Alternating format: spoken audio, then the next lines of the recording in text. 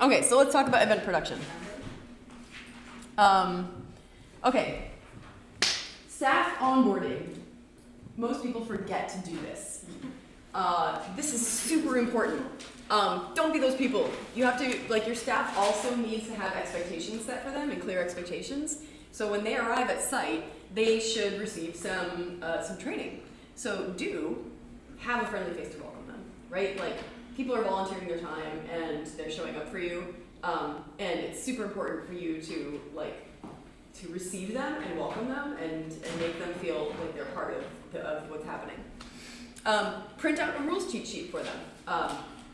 One of the things we did with the Pokemon game is we had a staff-facing plot overview document that we wrote up so that we handed that out to every staffer as they came in, and they read it and they got so excited because now they knew everything. Like, they knew the whole overview was what was going to happen in game, when it was going to happen, and then that helped them to kind of like be sly to like what was happening so they could push the plot the way we wanted them to.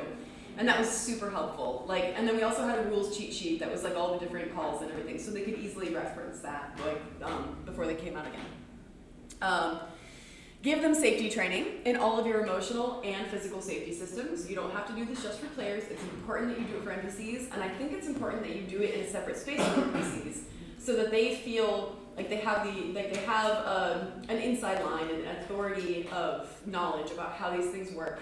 So that if questions arise or these things happen, that they feel empowered to, at the very least, come and find you and know that you have a system there that can support them. So it's give them training, and then give them an overview of the runtime schedule and what they can expect. Like, having an overview of your runtime schedule is going to solve so many of your problems. And I will show you a lovely spreadsheet later that will show you how runtime schedules can look. And don't forget to say thank you. Say thank you all the time, not just once. Say thank you as many times, and also be specific about your feedback and why you're thanking people. Like, I can't tell you how easy it is to make someone like be loyal to coming back to your game forever because you went out with them on an NPC run for something, they did something really cool, and then you go to them afterwards and you're like, hey, thank you so much for doing that specific thing I saw you do. That was so cool. I noticed that. That was so awesome. Like you're great. And then that person is like, senpai notice. And and they feel so good about it. And also it encourages them to keep doing that, right? Because then they're like, oh, I get like good feedback for doing this cool thing. So yeah, be specific about your feedback. If people are doing things you really like, call it out, and tell them that they're great. Say thank you. Be kind and generous. Like, notice. Senpai, notice. Player onboarding. So welcoming your players and setting proper expectations can go a really long way in making them feel at ease and comfortable with your game.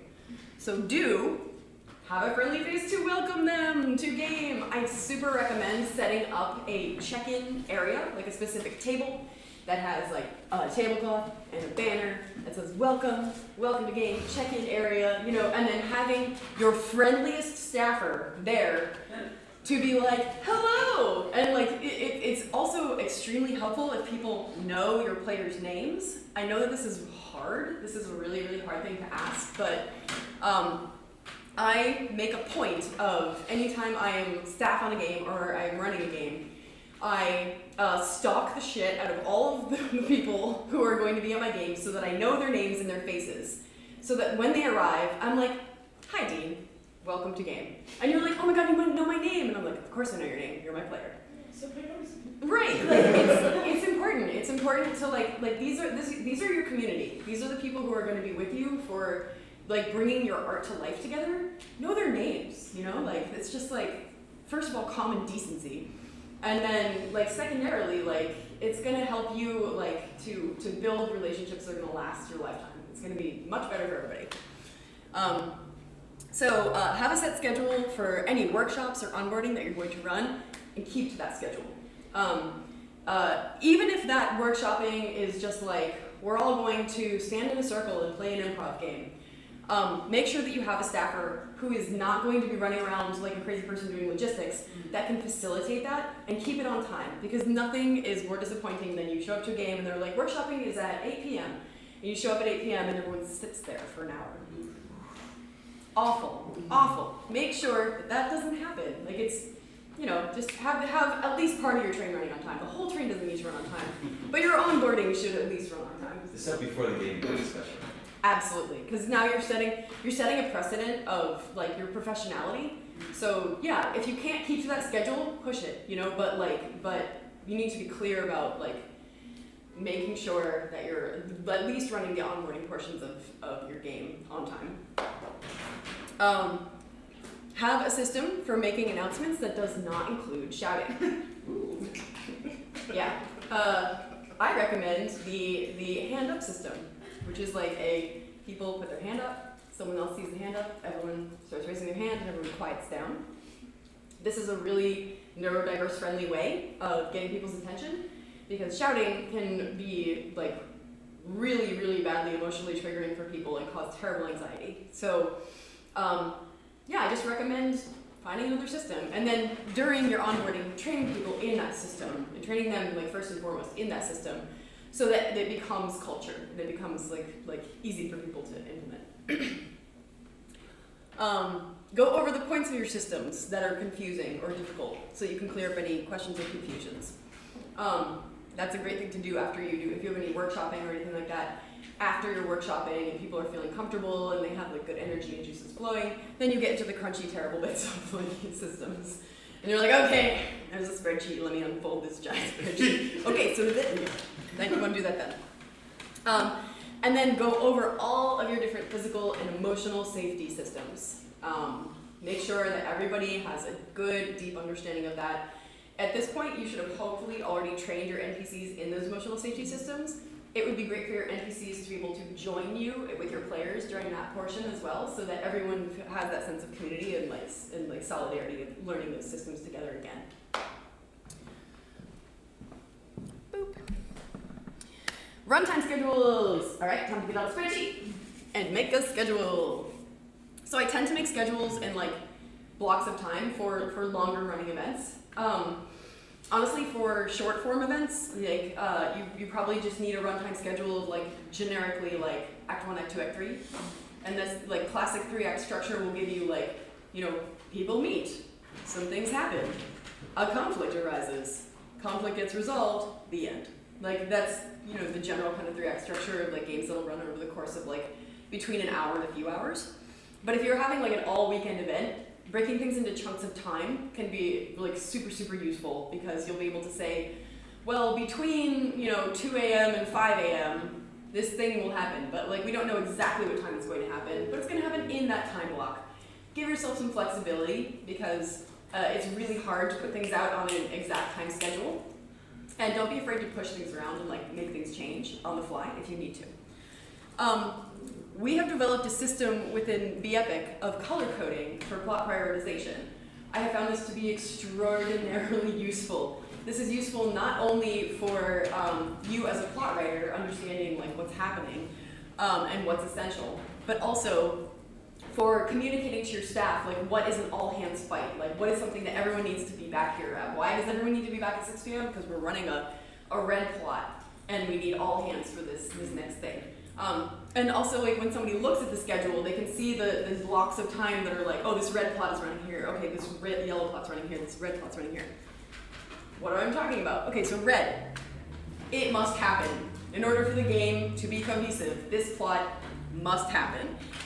It needs to be on schedule, if at all possible. And it is for most or all of the players. Like, that's a red plot. A yellow plot, it is vital to the happenings of what's going on, but if it can push if absolutely necessary.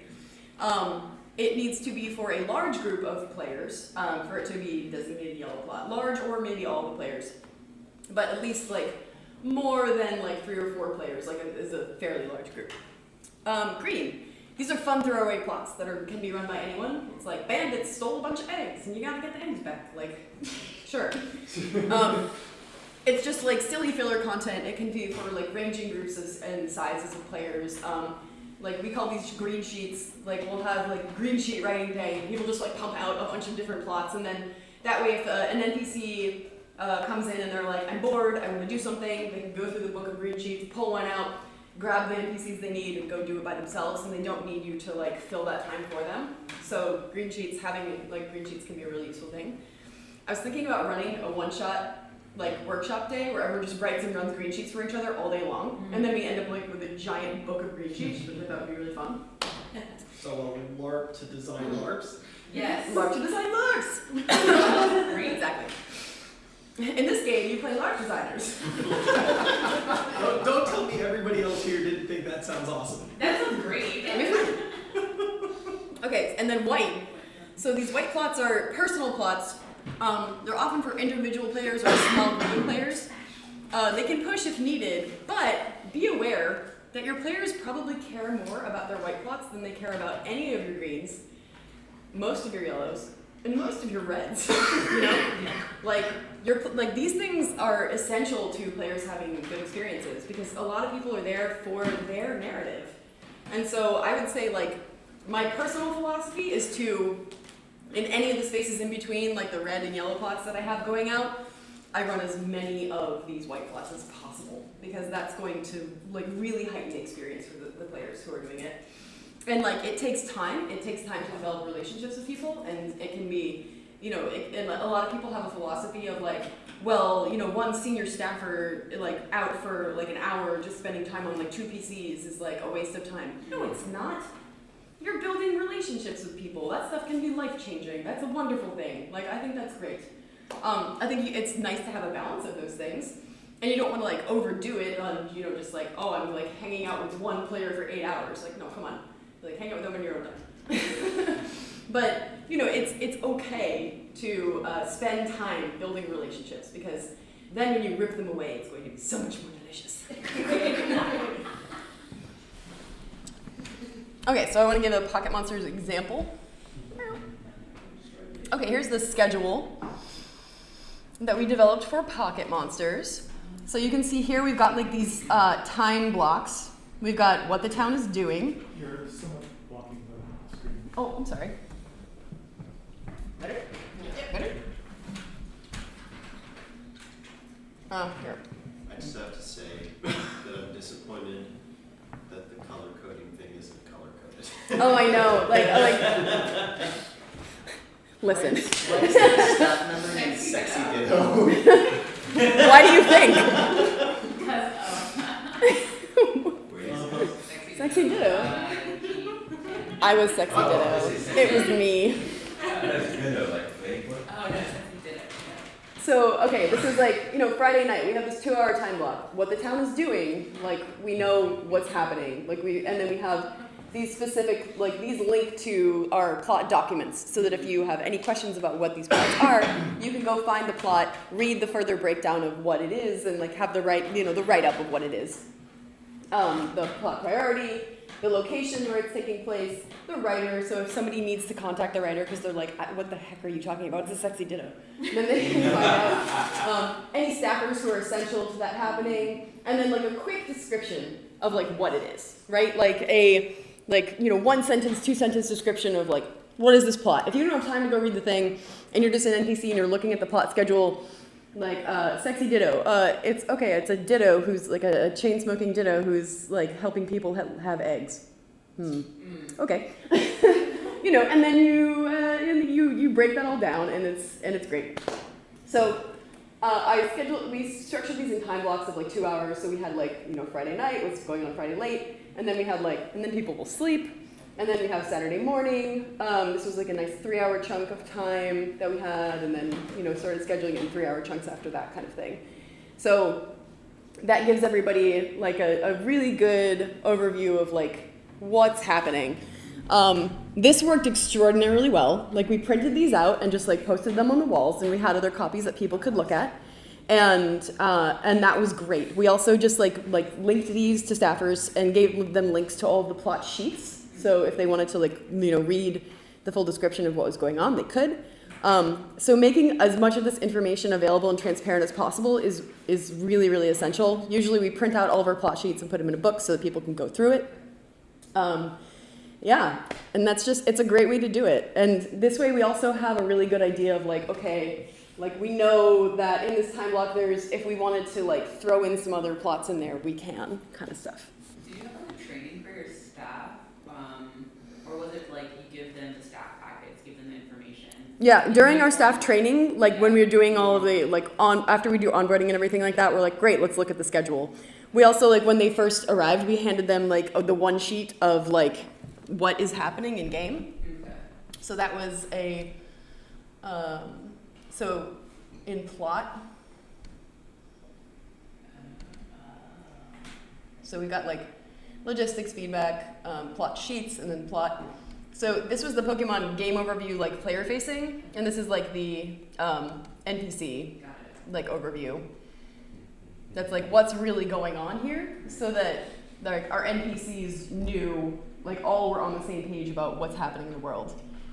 So right, this is just an NPC overview. What's the campsite like? When should I show up? What do I bring?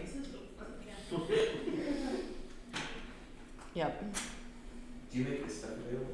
Yeah, I'd be happy to. Then you'll be entirely spoiled. Yeah, so we had like a weekend overview. I still can't get over the fact that the sexy ditto helping people have eggs was scheduled at breakfast time. People loved that plot. They got a nice little hand massage, and then like I pulled an egg out of my bra. Zero context. Was that for a how white to plot? That's a good question. What color plot was that? Pink plot. I think that was just a. That was white. I think it was a white plot. Yeah, it was white plot. Yeah, so it was Yeah. Just like So Pokemon there were eggs for specific breakfast. characters for whom that plot was. It was anyone who wanted to. We were like, "Do you want to be part of the Pokemon breeding program? Like, sign up here," and then they could sell So it. they signed up for their plot. And we gave them a content warning where we were like explicit sexual content, like themes of prostitution, and like we were specific about like what this would entail, and like are you comfortable receiving a hand massage? Yeah, I was curious as how you did white plots in a game with no continuity. So how would you have like player specific things? And this is an example of like how you have a white plot that is like it makes it opt in so that it becomes important to the character like on the site, which was. I would say it's because we were giving them this like very personal encounter and then giving them an egg. Yeah. You know? That it was like, well, now you have a baby to take care of. Yeah.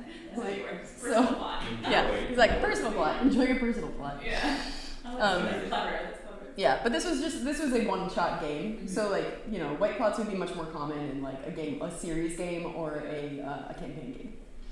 Another that I've seen like lots done is if you start off with like groups like families, and then your family has a goal and objectives, I see. and then you can work towards that goal and objective Yeah. with your small group. Yeah.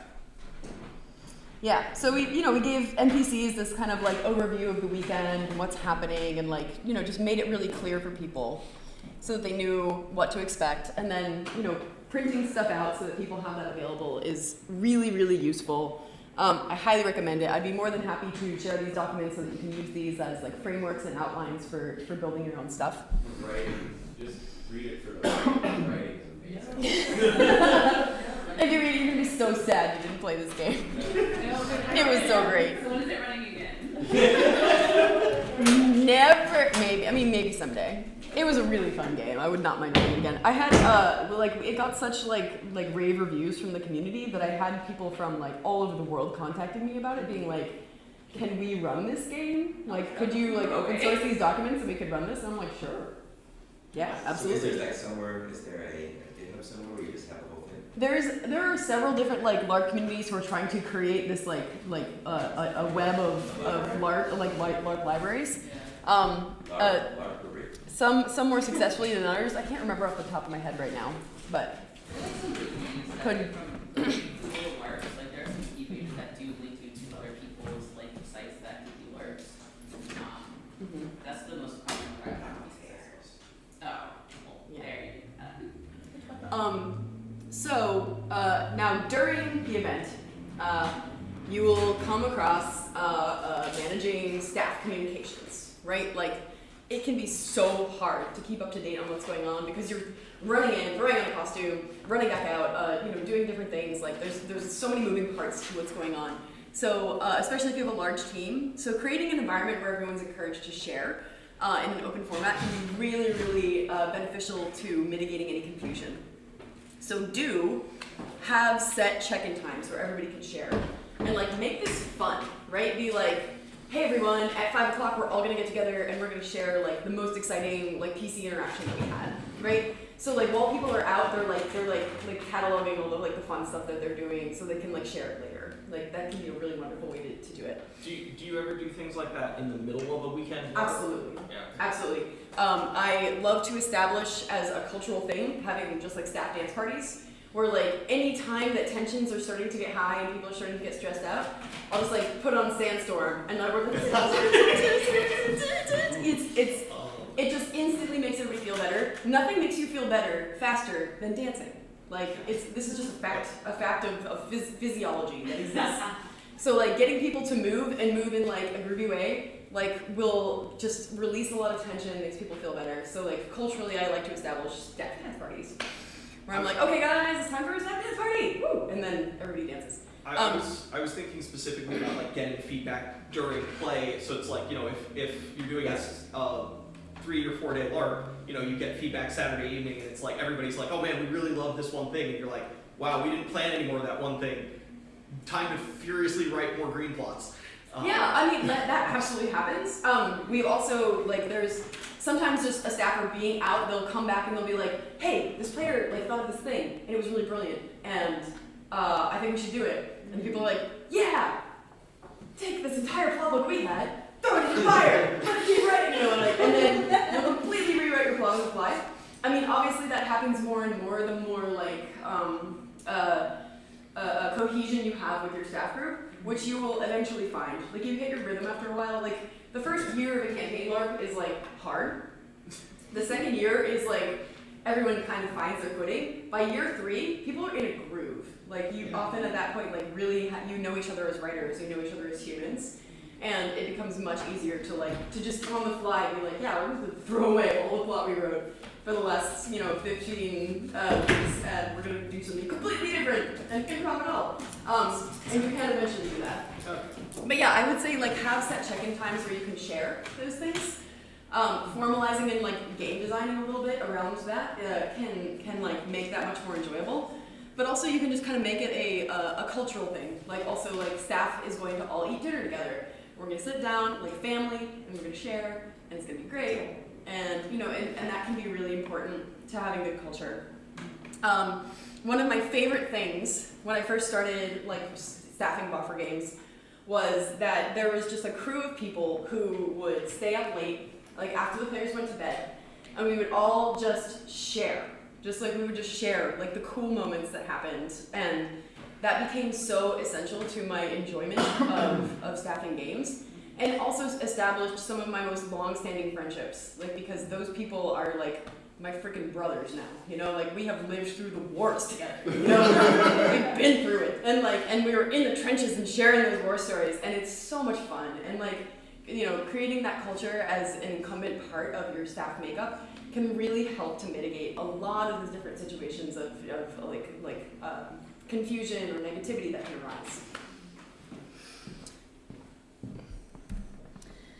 Okay, big advice time. Go with the flow. Things will go wrong. It's just gonna happen. No plan survives contact with the enemy.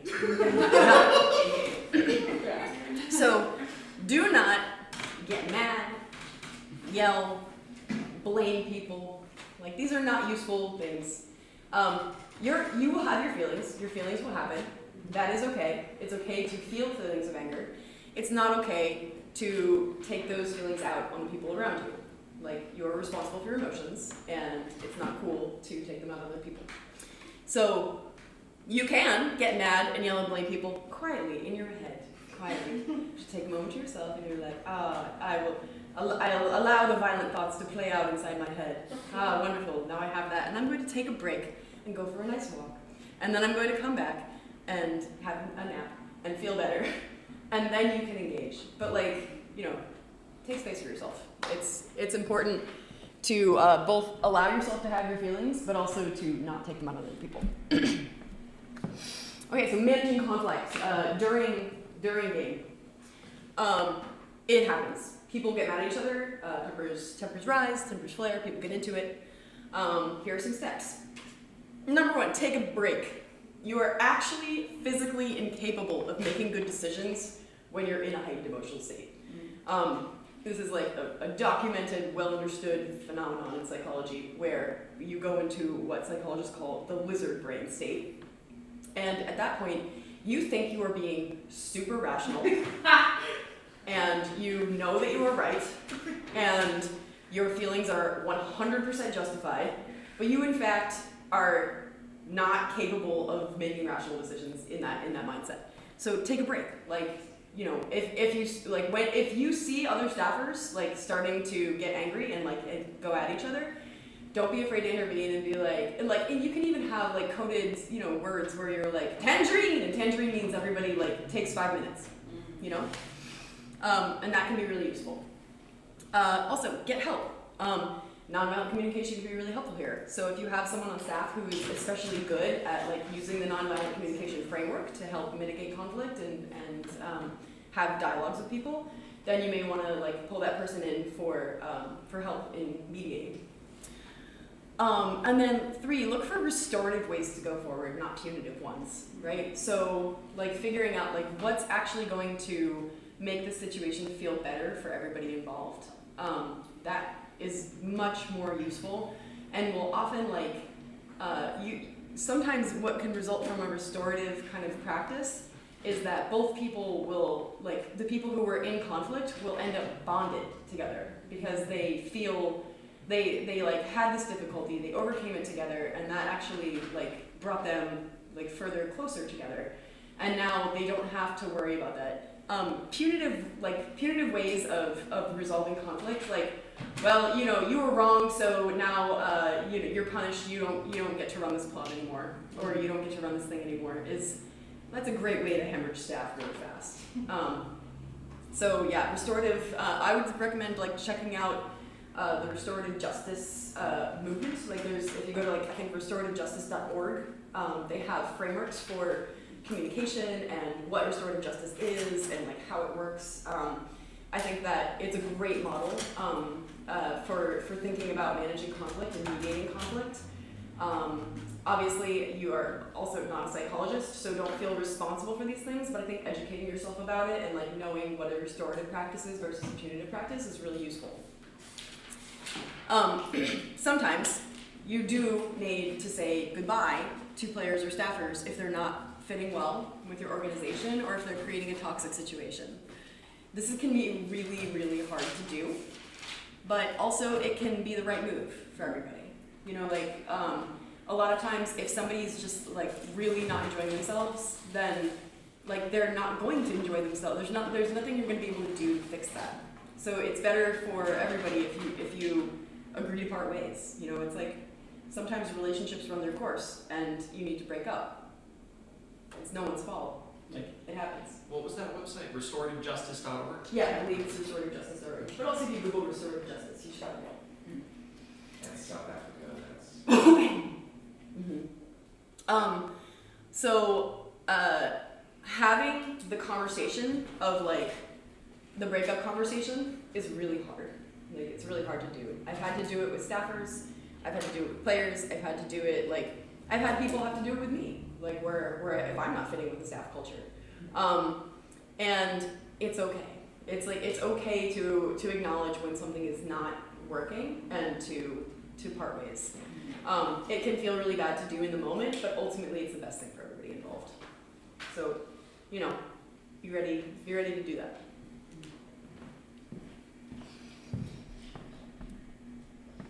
Okay, so then after game, it can be really, you don't have to do these things, but I personally like to include them in my games because I think it can be really wonderful to provide a safe space for people to share their feelings and talk about their experiences and then like set the characters aside. something I notice very often in the Larp community is that people will have a huge emotional crash the day after of an event, and it's because they haven't spent any time like processing their feelings, and they also like they are so in their character's feelings and that moment to moment, and they didn't take the time to like take the character off and put it down and set it aside, and that can like cause like invasive thoughts that like stay with them the whole day for the next day or even week, and that can be like really harsh for people, and that emotional roller coaster is something that I think you could spare your players and your staffers if you create a space for people to be able to process. Bleed, right? Yeah. Yeah. And bleed that's can be what, a wonderful thing. yeah, that's what I've heard it referred to as. I just want Yeah. to make sure the term is right. Yes, We absolutely. call these war stories. Yeah, war stories. I don't know. I've been, most of our communities, I've been in distinguished debriefing from war stories. Yeah, war stories are like you're sharing what's like cool things that have happened to you or extraordinary things. Debriefs are more kind of like an emotional safe space, and they often are like structured and have a format. So debrief formats that I have seen that I like a lot are using the third person to talk about the experiences. So rather than saying, you know, I saw Kieran and I felt like this way and I felt that way, I would say like, you know, my character's name. I'd be like, Kai saw like your character's name. Gustav. It's Gustav, and felt like, you know, really sad, and you know, like other things like that, so that there's a separation between self and character that you can start to establish like during that debrief period. And it's also okay that if somebody starts using the first person to be like, hey, just like I'm noticing that you're using the first person, like I want you to try using the third person. And then they're like, oh yeah, right. And that can be really helpful for just creating like compartmentalization and separation around like self and character. Sometimes it's useful to talk about like what was the high point for me and what was the high point for my character. Because the high point for you might be very different than what was the high point for your character. And then what was the low point for me and what was the low point for my character. Now this is inviting like some critique of your game, but I think that's okay too. Like I think it's okay for there to be a safe space for people to share their emotions about how they feel about the game. And then de-rolling. De-rolling can feel a little bit like a ritual, and I think that that's really nice. I think there's a like great catharsis in ritual that is really important. So taking a piece of character clothing that people have and people go around in a circle and say goodbye to their character. They place the piece of clothing into the center of the circle, and they, you know, like set intention for the character, what they want for the character, and they're just hoping. Sorry, I gotta go catch my bus. Thank you. See ya. It was great meeting with everyone. And then say goodbye. And saying goodbye to the character, whether it's forever or whether it's for just now, like, but having that, setting aside the space for somebody to actually like take it off, like unburden, and set that character down and be like, I'll see you soon, and like goodbye for now, can be really really helpful for you know, lowering the impact of that bleed and that kind of like letdown, that after Larp letdown. So I think that brings us to the end of the presentation. Can I Yes. put a quick note on de-rolling? Yeah. So something I just saw in September, probably it's more for staff. If someone on staff has played a character very distant from themselves, usually it's a very evil kind of personality, and they need to de-roll out of that. The start of the debrief that I was participating in was, tell me your name, your pronouns, your character name and your character pronouns, and tell me something that you really like about yourself. I love that. And we sort of went around in a circle, and that sort of set the tone. I'm here, my character's here, and I'm going to ground myself in That's cool. me. So that was sort of very cool. I like that. That's great. That's awesome. No Thank you so problem. much. Absolutely. It's My nice to meet pleasure. you all. Have a lovely time. I hope to see you at Boston Game stuff in the future. Yeah. Yeah, so I'm going to stop the stream, and we can kind of wrap up here a little bit. Single